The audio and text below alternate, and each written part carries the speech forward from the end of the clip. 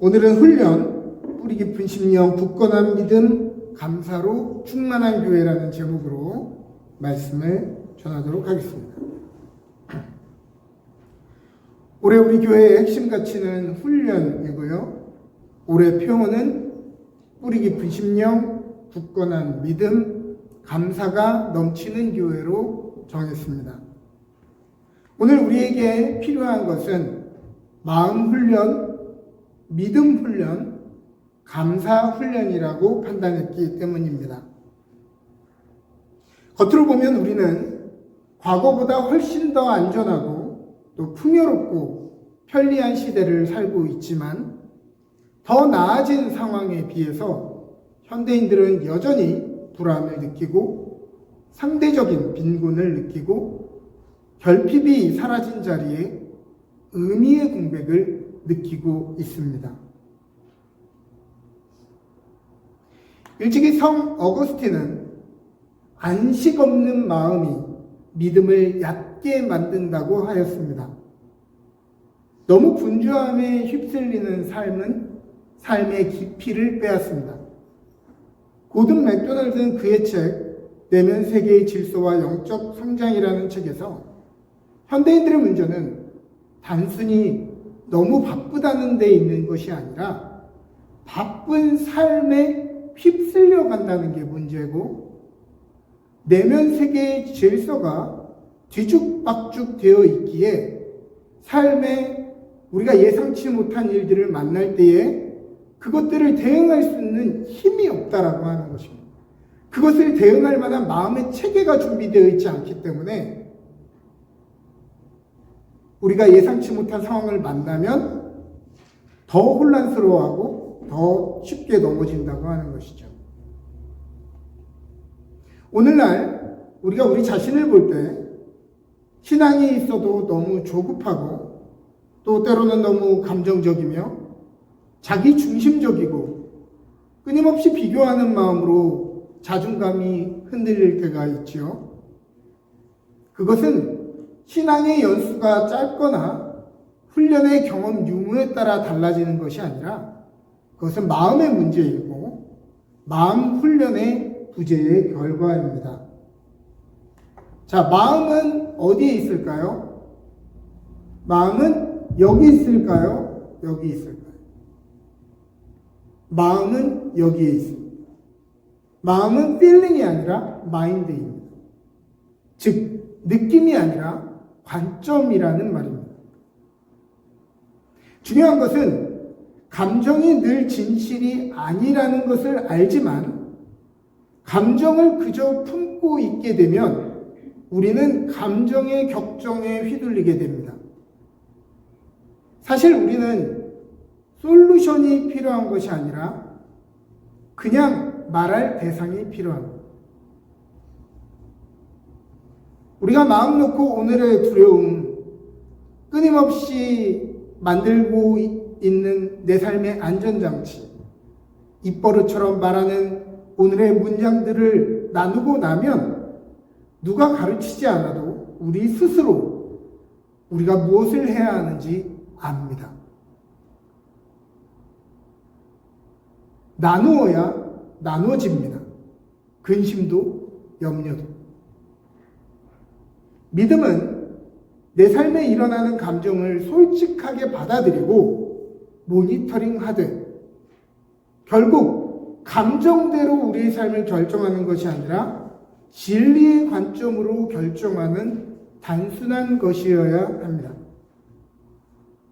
마음을 더 강하게 만들거나 약함을 제거하는 것이 아니라 사랑의 우선순위를 다시 한번 재점검하고 삶의 리듬을 유지하며 하나님 앞에서 정직함을 유지하는 단순한 지속성을 갖추는 것이 마음을 강하게 만드는 것입니다. 또 현대인들의 약한 마음은 이 시대의 정신과 함께 형성된 영혼의 피로와 가깝습니다. 소셜미디어는 다른 사람들 삶의 하이라이트만 우리에게 보여줍니다. 그래서 신앙마저도 이러한 비교의 무대에 올라가면 기도 응답의 속도와 간증의 크기가 신앙의 성적표가 되곤 합니다. 신앙의 언어로 포장되어 있지만 결국은 안정감의 기준, 만족의 기준, 삶의 의미가 세상이 추구하는 것과 그렇게 다르지 않을 수 있다는 말입니다. 제가 소신 발언을 하자면 저는 개인적으로 다니엘 기도회와 같은 무대를 그렇게 좋아하지는 않습니다. 가끔 듣고 위로받을 수는 있겠지만 저는 그 모임이 추구하는 바가 우리의 신앙의 방향성이 되어서는 안 된다라고 하는 경각심이 있어요.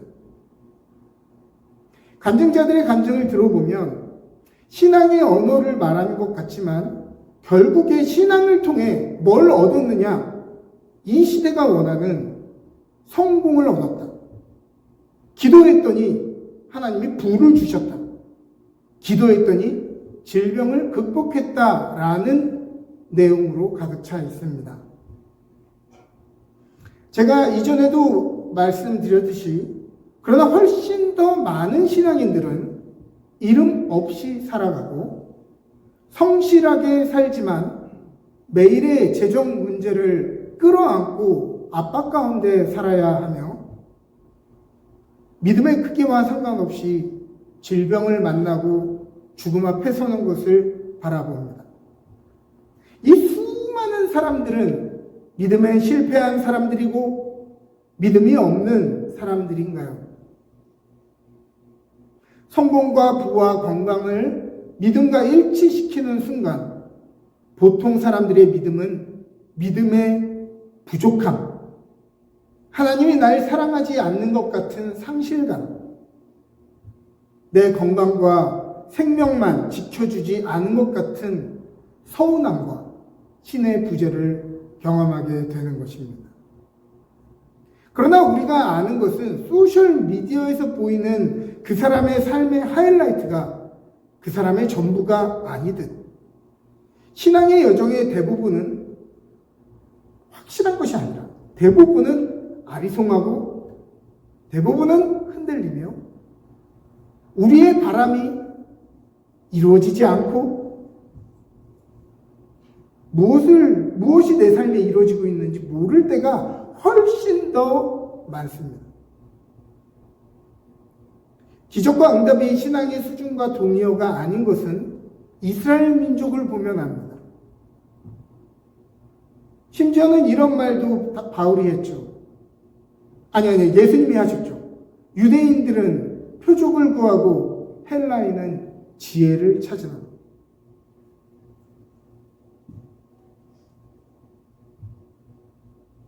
히브리인들처럼 그렇게 하나님의 기적을 많이 본 백성들이 어디 있습니까? 기적을 경험한 것으로 만약에 믿음의 수준을 매긴다고 하면 최고의 믿음을 가진 사람들이 그 사람들이어야 되지 않겠어요? 그러나 그들은 표적만 구했다라고 하는 거죠.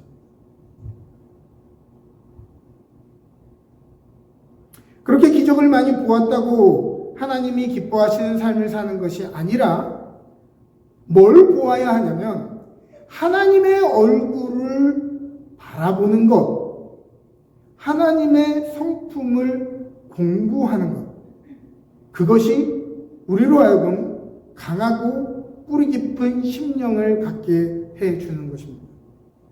우리는 바라보는 것을 닮아가고 사랑하는 것을 닮아가게 되어 있습니다. 하나님의 성품을 공부하는 것은 동시에 오늘 우리가 어디를 향하고 있는지를 깨닫게 해줍니다. 우리는 하나님의 성품이 내 기준에서 얼마나 낯선 것이며 어느 방향으로 내 성품을 수정해야 하는지를 알게 되죠. 우리가 하나님의 성품을 바라보기 전에는 우리의 성품이 괜찮아 보입니다. 나 정도면 인간성 괜찮지. 나 정도면 괜찮은 사람 아닌가 생각하지만 우리가 하나님의 성품을 바라보고 공부하기 시작했을 때 하나님의 성품과 우리의 성품은 하늘과 땅이 다름같이 전혀 추구하는 바가 다르다는 것을 깨닫게 되죠. 그 전에는 우리가 세상의 기준으로 볼 때 조금 더 악해 보이는 사람들이 한심해 보이지만 우리가 하나님의 얼굴을 바라보고 하나님의 성품을 바라볼 때 세상에 우리 자신처럼 악한 사람이 없다는 것을 깨닫게 됩니다. 바로 바울이 나는 죄인 중에 괴수로다 라고 고백했던 것과 같이 말입니다.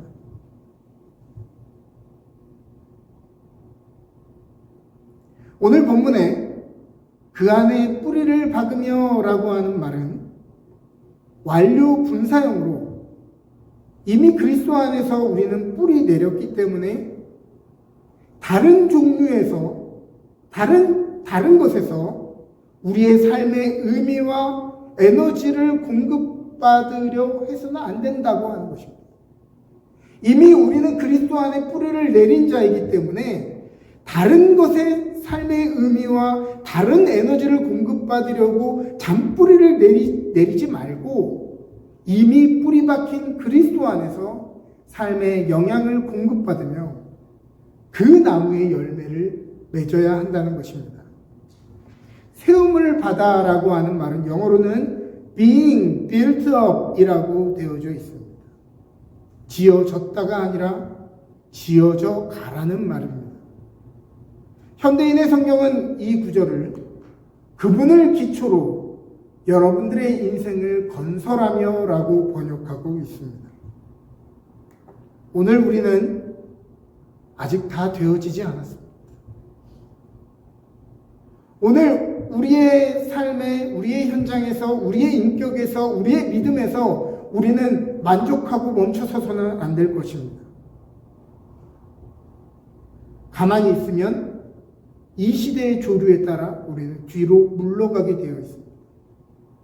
그저 나이가 들면 자연스럽게 성숙해지는 것이 아니라 더 고집스러워지고 더 표독스러워집니다. 더 노력하지 않으면 말이죠. 배우려고 하는 사람, 변하려고 하는 사람, 주님의 성품을 닮아가려고 몸부림치는 사람만이 향기로운 인생을 향해 익어가게 되는 것입니다. 사람이 체질이 바뀌는데 걸리는 시간은 단정하기는 어렵지만 인간의 세포 교체 주기상 약 3개월 정도의 꾸준한 노력을 하면 몸의 변화를 체감할 수 있다고 합니다. 그러나 이것은 변화를 체감하는 시간이지 그것 자체가 변화된 것은 아닙니다. 운동이든 식단이든 그 시간을 기점으로 그 생활을 유지하고 발전시키지 않으면 다시 제자리로 돌아오는 것은 이상한 일이 아닙니다. 다이어트를 한번 한다고 해서 계속 살이 빠져 있는 것이 아닙니다. 계속해서 그 음식 패턴을 계속 반복해서 먹어야 하는 것이죠. 운동 루틴을 그대로 반복해야 하는 것입니다. 이것을 왔다 갔다 하면 우리는 더 피곤함을 느낍니다. 그것을 요요라고 하죠. 영적인 삶도 마찬가지입니다. 영적인 요요도. 우리가 지속적인 신앙의 삶, 지속적인 삶을 살지 아니하고 이때는 한동안 엄청나게 뜨거웠다가 마음대로 살았다가 한 번 또 쫙 뜨거웠다가 다시 식으면 우리의 정신과 우리의 삶이 더 피곤함을 느끼는 것입니다. 몸에 아무리 좋은 것을 먹어도요, 결국 시간이 지나면 배설물이 됩니다. 좋은 것을 먹은 것이 중요한 것이 아니라 그 좋은 것을 지속적으로 먹는 습관이 중요합니다. 우리는 자꾸 예전에 우리가 은혜 받았으니까 나는 변화받은 사람이고 나는 괜찮은 사람이라고 생각하는데 예전에 먹은 좋은 것은 곧 배설물이 된다니까요.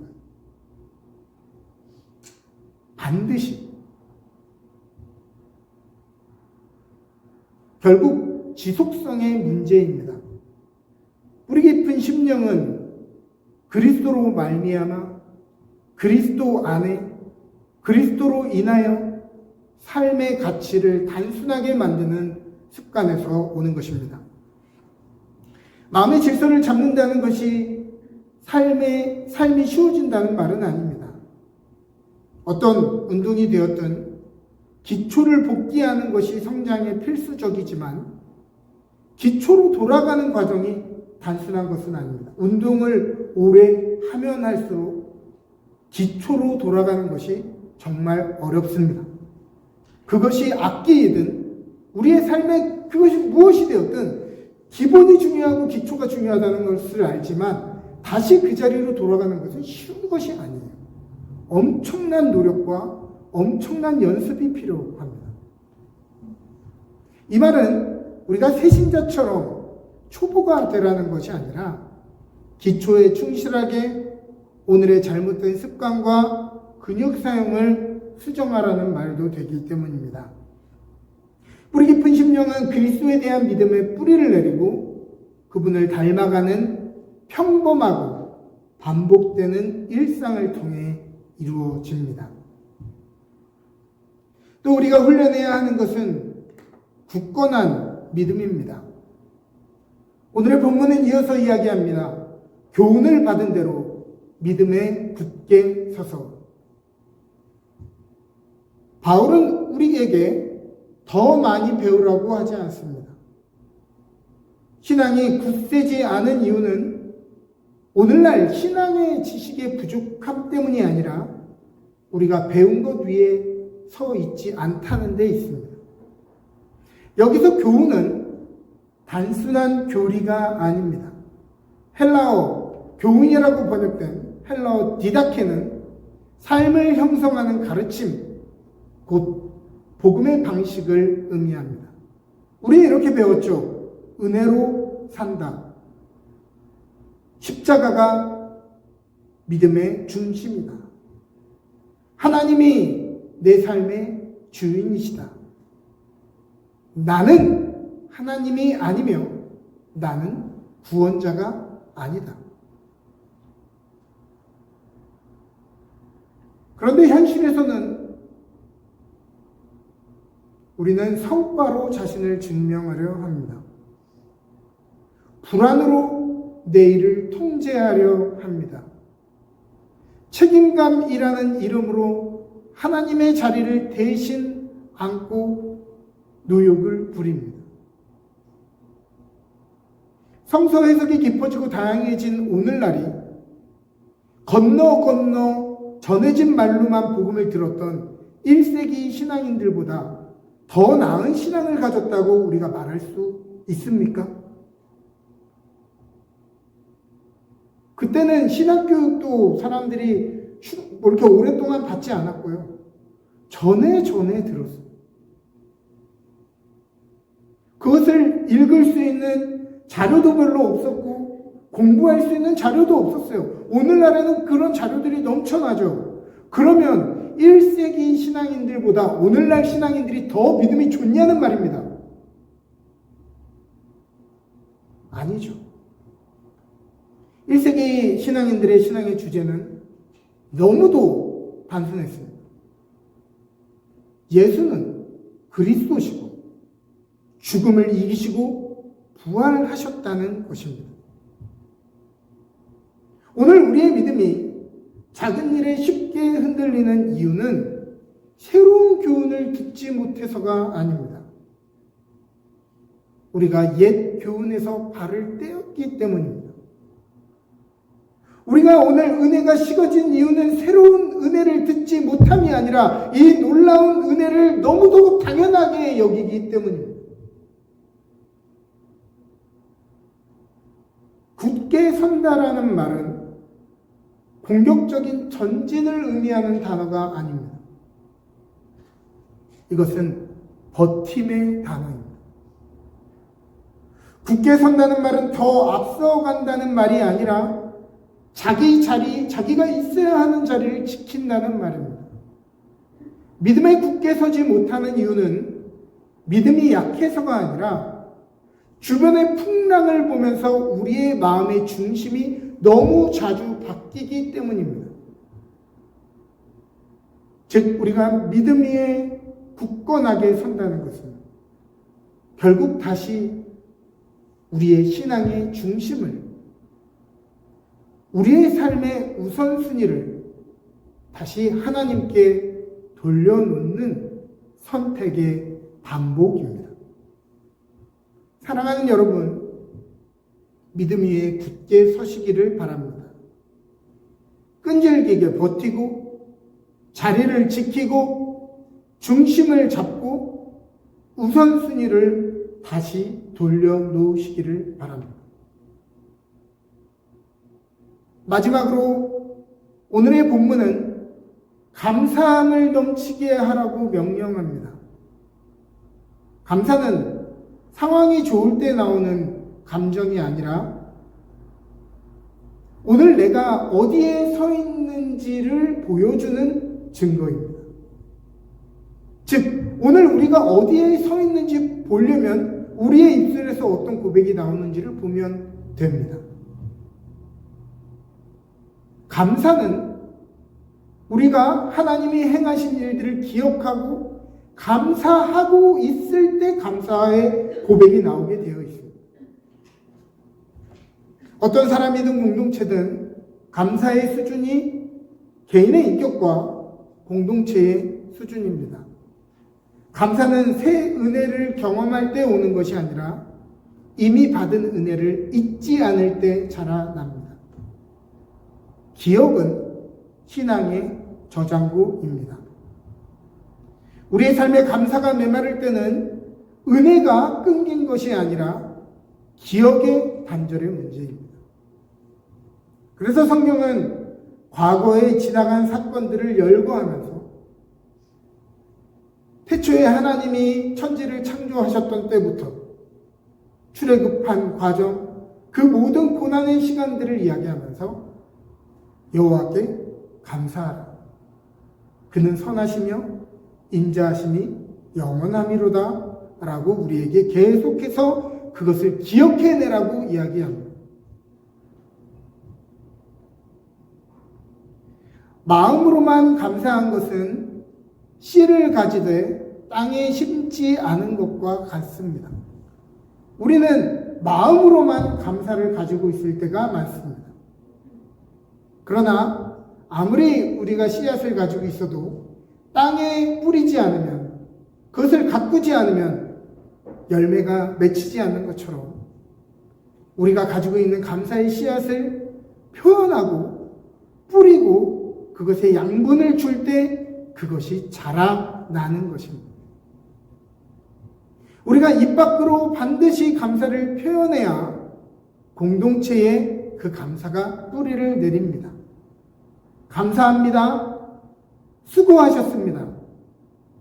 당신을 통해 하나님의 살아계심을 봅니다. 별거 아닌 것 같은 이 단순한 문장들이 교회를 생동감 있고 더 따뜻하게 만듭니다. 또 감사는 받을 때보다 은혜를 흘려보내는 통로가 되었을 때 더 크게 경험됩니다. 자녀로서 받는 은혜가 더 큰 것 같죠? 아닙니다. 부모가 되어서 자녀에게 베풀 때 우리가 얼마나 큰 사랑을 받았는지 비로소 더 깨닫게 됩니다. 주일학교 아이들 선생님들의 수고와 헌신 위에 서 있는데요. 선생님이 되어보면 더 은혜를 받습니다. 왜냐하면 그 말 안 듣는 저 녀석, 예배 시간에 딴짓하는 저 녀석이 내 예전의 모습이기 때문입니다. 그런데 선생님들은 그렇게도 헌신하시고 수고하시고 자신의 삶의 모든 것을 우리를 위해 내어줬던 것이 그때야 비로소 기억이 나는 것입니다. 십자가는 다른 사람들이 짊어져 줄 때 우리의 삶을 복되게 하는 것이 아니라 내가 지고 가야 되는 십자가를 내가 질 때 내가 복을 받는 것입니다. 그러므로 우리의 삶의 책임이 무엇이든, 우리의 직책이 무엇이든, 우리의 삶의 무게가 무엇이든 그것을 짊어지는 것을 여러분 피하지 마십시오. 우리에게 주어진 삶의 짐들은 하나님께서 우리에게 주신 복의 굴레라는 것을 기억하시기를 바랍니다.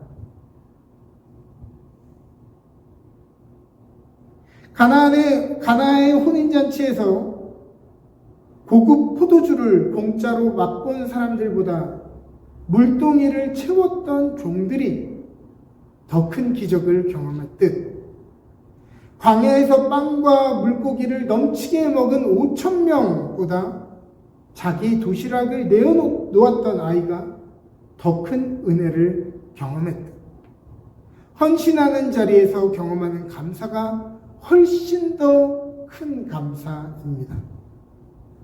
감사는 기억하고 해석하고 표현하고 축복하고 함께 버틸 때 이것들이 쌓여 감사의 공동체로 이끌어 줍니다. 감사의 훈련은 매일 하는 것입니다. 오늘 받은 은혜가 무엇인지 말하고 서로를 향한 작은 감사를 표현하고 오늘 어려움 속에 감사할 내용을 고백하는 것입니다. 감사는 우리의 삶에 일어난 100%를 하는 것이 아니라 200%로 하게 될 때 우리의 삶에 넘쳐나게 됩니다. Overflowing with thankfulness. 감사가 넘치게 하여라. 감사가 딱 맞게 너의 삶에 있게 하여라가 아니라 감사가 남아돌도록 넘쳐 흐르도록 계속해서 부으라고 하는 것입니다. 서로 감사로 화답하며 하나님의 행하심을 기억하는 공동체는 늘 적당한 은혜가 아니라 부족함이 없는 은혜가 넘칩니다. 저는 우리 교회 성도들이 오늘의 감사를 발견할 줄 알고 서로에게 감사를 아낌없이 표현할 줄 알고 고난 속에서도 감사할 줄 아는 마음이 있기를 바랍니다. 그래서 런던 은혜교회가 어떤 교회냐? 사람들이 물을 때 우리 교회는 감사가 넘치는 교회다. 은혜가 넘치는 교회다라고 기억됐으면 좋겠습니다. 이제 새롭게 시작된 2026년 뿌리 깊은 심령, 굳건한 믿음, 감사가 넘치는 저와 여러분 되시기를 주님의 이름으로 축복합니다.